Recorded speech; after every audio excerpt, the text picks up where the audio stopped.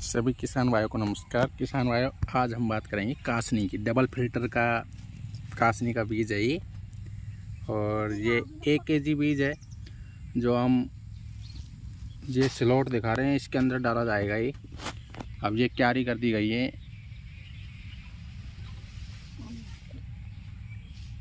अब ये बीज ऐसे छिड़काव विधि द्वारा डाला जाएगा और फिर इसमें ऐसे हाथों से कर दिया जाएगा, मिला दिया जाएगा। फिर इसमें पानी छोड़ा जाएगा। ये इसमें धूप लगाकर फिर डाल रहे हैं हम।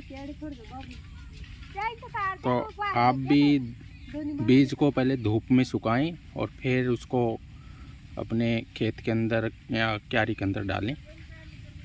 बहुत ही शानदार बीज है डबल फिल्टर का।